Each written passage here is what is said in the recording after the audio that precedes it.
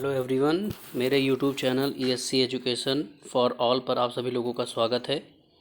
आज मैं आप लोगों के सामने हिंदी का प्रैक्टिस सेट लेके आया हूं, जिसमें महत्वपूर्ण बहुविकल्पीय प्रश्न रखे गए हैं और ये प्रैक्टिस सेट नंबर 1 है। हम इसी तरीके से बहुत सारे प्रैक्टिस सेट जो हिंदी से रिलेटेड होंगे हम आपको सॉल्व कराएंगे। इस प्रैक्टिस सेट में जो क्वेश्चंस हैं वो वीडियो री एग्ज़ाम जो होने वाला है, ठीक है, उसके लिए भी इम्पोर्टेंट क्वेश्चन है। बाकी जो बहुत सारे अलग से एग्ज़ाम्स हैं जिसमें हिंदी पूछी जाती है, जैसे आपका यूपी टेट हो गया, सी टेट हो गया या सुपर टेट हो गया, और इसी तरीके कई सारे एग्ज़ाम हैं, पेट हो गया। तो ये मान चलिए ये प्रैक्टिस सेट सिर्फ वीडियो री एग्ज़ाम के लिए ही इम्पोर्टेंट नहीं है। इस हिंदी से रिलेटेड जो भी एग्ज़ाम है जिसमें भी हिंदी पूछी जाती है वहाँ से इसमें क्वेश्चन है। तो चलिए वीडियो की शुरुआत करते हैं। और वीडियो शुरुआत करने से पहले एक चीज़ कहना चाहेंगे, चैनल को सब्सक्राइब नहीं किया तो प्लीज़ सब्सक्राइब कर लें और ज़्यादा से ज़्यादा वीडियो को शेयर करें और कृपया वीडियो को पूरा देखें। चलिए शुरुआत करते हैं। थोड़ा सा इसको जूम कर लेते हैं ताकि और अच्छे से क्लियर दिखाई दे। तो यहाँ पर पहला क्वेश्चन है, स्थावर का विलोम शब्द है। मतलब हमें यहाँ बताना है स्थावर का विलोम शब्द क्या होता है। सचल है, चंचल है, चेतन है या जंगम है। तो सचल किसका विलोम होता है? सचल जो होता है वो अचल शब्द का विलोम होता है, ठीक है, ये अचल का होता है। चंचल जो होता है, चंचल गंभीर का विलोम शब्द होता है। चेतन को हम अचेतन का विलोम कह सकते हैं, कह सकते होता ही है। और तो स्थावर का विलोम शब्द जो इसमें से राइट ऑप्शन होगा वो क्या होगा? वो है जंगम, ठीक है। कौन सा? जंगम। सचल का अचल, चंचल का गंभीर, चेतन का अचेतन और जंगम स्थावर, ये हो गए एक दूसरे के विलोम शब्द। नेक्स्ट पे बात करते हैं। अगला पूछ रहा है कि ग्रस्त, ग्रस्त का विपरीतार्थक या विलोम शब्द क्या है? मुक्त है, सुप्त है, लुप्त है या ग्राह्य है। तो मुक्त का जो ग्रस्त है, वो ग्रस्त का जो राइट ऑप्शन है वो हो जाएगा मुक्त, ठीक है। ग्रस्त का मतलब जैसे किसी चीज़ को ग्रस्त किए हुए या बांधे हुए, उस तरीके से। और मुक्त का भाई आज़ाद या छूट, मतलब फ्री या छूट, इस तरीके से कह सकते हैं। तो बाकी जो इसमें ऑप्शन है उनकी भी चर्चा कर लेते हैं। जो सुप्त है, सुप्त का जो विलोम शब्द हो जाएगा वो हो जाएगा जागृत। लुप्त को हम कह सकते हैं कि लुप्त का जो विलोम शब्द हो सकता है वो बन सकता है व्यक्त। क्या बन सकता है? व्यक्त। और ग्राह्य का हो जाएगा अग्राह्य, अग्राह्य। आते हैं क्वेश्चन नंबर 3 पर। तीसरा यहाँ पे पूछ रहा है कि मूक शब्द का विलोम क्या है। किसका? मूक शब्द का क्या है। तो मूक शब्द का जो राइट ऑप्शन है वो है वाचाल। मूक शब्द का विलोम शब्द होता है वाचाल। बाकी के ऑप्शन की भी हम बात करेंगे यहाँ पर। तो जैसे अल्पभाषी है तो इसका विलोम शब्द हो सकता है या हो क्या सकता है, इसको हम कहेंगे मितभाषी। क्या कहेंगे? मितभाषी। मृदुभाषी कटुभाषी का विलोम शब्द हो जाएगा और कटुभाषी मृदु का विलोम शब्द हो जाएंगे। ये एक दूसरे के विलोम शब्द हैं। नेक्स्ट की बात करते हैं। क्वेश्चन नंबर 4 है, कह रहा निम्नलिखित में से गलत विलोम शब्द युग्म कौन सा है। मतलब ऐसा कौन सा युग्म है जिसमें उसका विलोम सही है और ऐसा कौन सा है जिसमें विलोम शब्द सही नहीं है। तो पहला है ऑप्शन प्रवेश निवेश, दूसरा है मूक वाचाल, तीसरा है भूत भविष्य, चौथा है पुरस्कार और तिरस्कार। तो अगर यहाँ पर देखा जाए तो यहाँ पे जो राइट ऑप्शन होगा वो होगा प्रवेश और निवेश। प्रवेश का निवेश नहीं होता है। प्रवेश का जो विलोम शब्द होता है वो होता है निकास। मतलब प्रवेश का मतलब अंदर प्रवेश करना या अंदर जाना, और निकास का मतलब बाहर निकलना। बाकी मूक का वाचाल अभी हम लोगों ने पहले क्वेश्चन में देखा ही है, इससे पहले वाले में। पुरस्कार का तिरस्कार भी होता है और एक इसका हो सकता है, एक होता है दंड। भूत का भविष्य होता है। नेक्स्ट पे आते हैं क्वेश्चन नंबर 5 पर। क्वेश्चन नंबर 5 में पूछ रहा है कि संयोग का विलोम शब्द क्या है। तो संयोग का विलोम शब्द जो हो जाएगा वो हो जाएगा वियोग। बाकी की बात करते हैं। जैसे अयोग है तो अयोग शब्द फिलहाल अभी तक तो निरर्थक ही है, मुझे निरर्थक ही लग रहा है, क्योंकि इसका कोई विलोम मुझे पता नहीं। आपको पता हो तो प्लीज़ कमेंट कीजिएगा। विरह का हो सकता है, विरह का जो होता है वो होता है मिलन, विरह का मिलन। योगहीन का भी, योगहीन को हम योग कह सकते हैं या युक्त कह सकते हैं इस तरीके से, बाकी इसका भी अभी क्लियर नहीं है मुझे। आगे आते हैं क्वेश्चन नंबर 6 पर। 6 कह रहा अपशकुन का विलोम शब्द है, तो अपशकुन का जो राइट आंसर है वो हो जाएगा शकुन। बाकी अशकुन ये निरर्थक शब्द है, इसका कोई अर्थ नहीं होगा। पुण्य का हो जाता है पाप, और पावन को हम कह सकते हैं अपावन। आगे बढ़ते हैं क्वेश्चन नंबर 7 पर। क्वेश्चन नंबर 7 है, कह रहा पुष्ट का विलोम शब्द क्या होगा, तो पुष्ट का विलोम शब्द जो है वो हो जाएगा क्षीण। पुष्ट का विलोम शब्द क्षीण हो जाएगा, ये सही है यहाँ पे। बाकी के ऑप्शन की भी बात कर लेते हैं। दुष्ट है, तो दुष्ट का जो विलोम शब्द होता है उसको हम कह सकते हैं दुष्ट का मतलब वही दुष्ट प्रवृत्ति के जो व्यक्ति होते हैं, तो इसको हम सज्जन कह सकते हैं, सज्जन। पुरस्कार का अभी हम लोगों ने ऊपर तिरस्कार पढ़ा है, और एक हो जाता है दंड। प्रकृति को हम अप्रकृति कह सकते हैं, यहाँ पे जगह नहीं, आगे लिखते हैं। प्रकृति का जो विलोम शब्द हो जाएगा वो हो जाएगा अप्रकृति, या इसका एक और हो सकता है कृत्रिम भी हम लोग कह सकते हैं, वो वहाँ पे ऑप्शन पे डिपेंड करेगा। आगे आते हैं क्वेश्चन नंबर 8 पे है। 8 नंबर भी यही कह रहा निम्नलिखित में से कौन सा जो विलोम युग्म है वो त्रुटिपूर्ण है। त्रुटिपूर्ण का मतलब यही हुआ यहाँ पे कि हमें इन चारों में से सॉरी ऐसा विकल्प ढूंढना है जिसमें विलोम शब्द उसका गलत है, मतलब शब्द है उसका विलोम जो दिया है वो गलत है। तो यहाँ पे देखते हैं कौन सा सही होगा। जैसे क्षर का अक्षर, ये अभी तक सही है। समास का व्यास होता ही है। स्वल्पायु और चिरायु ये भी सही ही है। तो इसमें जो गलत होगा वो आहार और विहार गलत होगा। आहार का जो विलोम शब्द होता है वो होता है निराहार, आहार का निराहार। क्वेश्चन नंबर 9 को देखते हैं। 9 पे है, कह रहा मौन शब्द का विलोम क्या होगा। मुखरता होगा, मुक्ता होगा, वाचालता होगा, या प्रगल्भता होगा। तो मौन का मतलब चुप रहने वाला, और इसका जो सही आंसर हो जाएगा वो हो जाएगा मुखरता। ठीक है, मुखरता का मतलब बहुत ज़्यादा या मुखर बोलने वाला, इस तरीके से कह सकते हैं। बाकी मुक्ता का वाचाल होता है, वाचालता का मुक्ता हो जाएगा, ये एक दूसरे के अपोजिट हैं। प्रगल्भता क्या होता है। प्रगल्भता शब्द जो होता है उसको हम, जैसे कुछ व्यक्ति होते हैं जो बहुत बड़ी बड़ी हाँकने का काम करते हैं, जिसको हम कहते हैं डींगे मारना।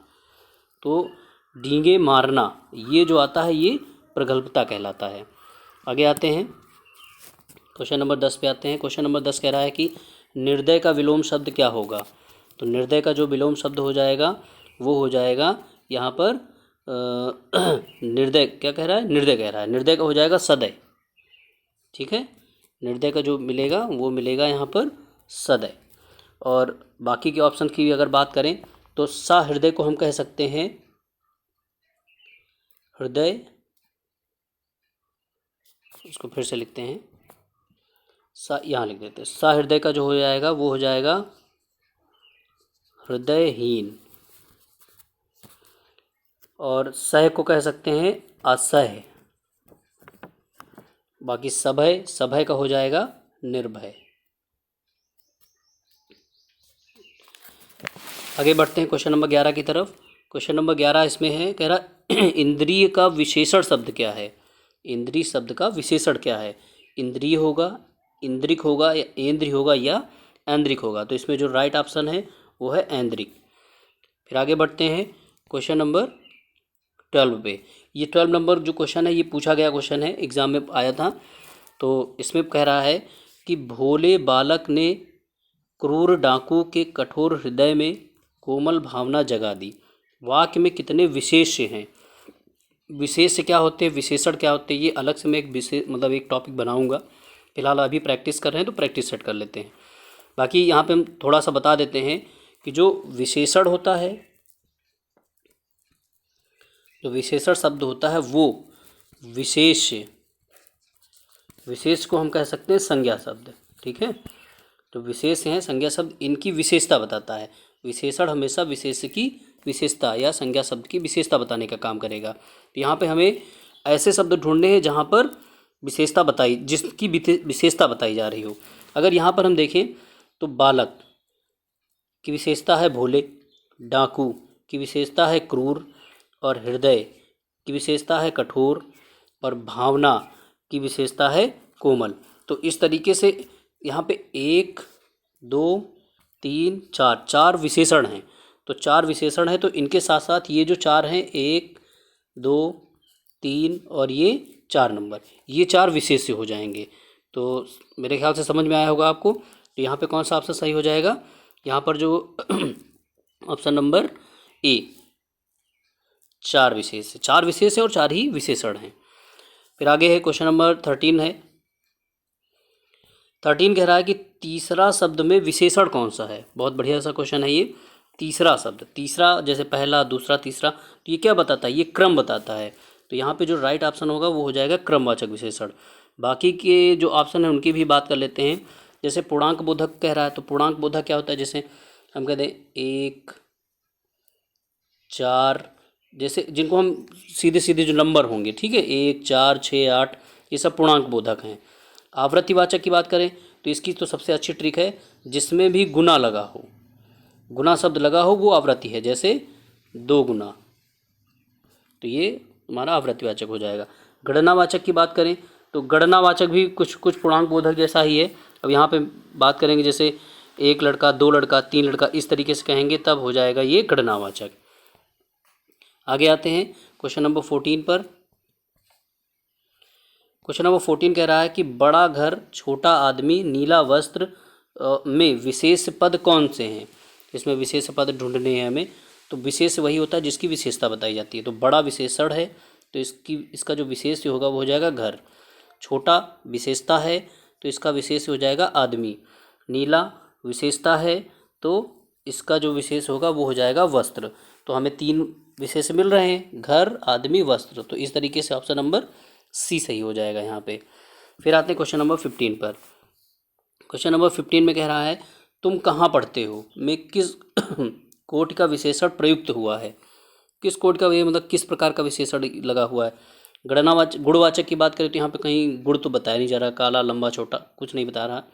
संख्यावाचक की बात करेंगे तो संख्यावाचक की बात करते हैं तो यहाँ पे कहीं गिनती भी नहीं आई हुई, 1 2 3 4 कहीं नहीं है, तो छोड़ देंगे इसको। संकेतवाचक की बात करते हैं तो इसमें यह, वह, वे, इस तरीके के विशेषण आते हैं।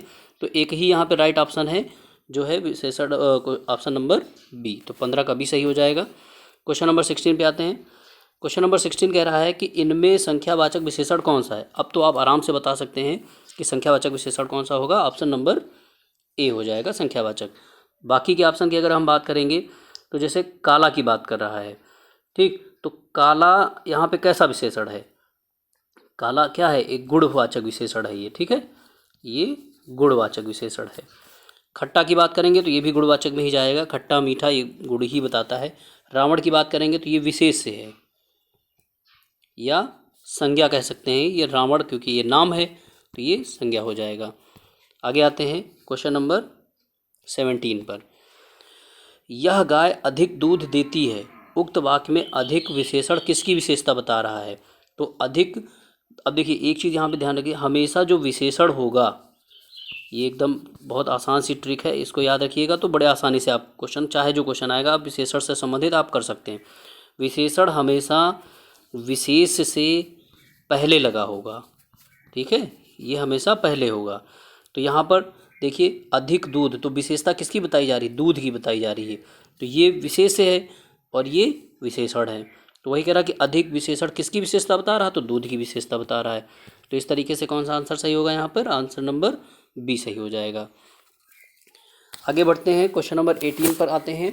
क्वेश्चन नंबर 18 में ये कह रहा है कि निम्नलिखित विशेष पद, निम्नलिखित में विशेष पद है, मतलब ऐसा कौन सा पद है जो विशेष है?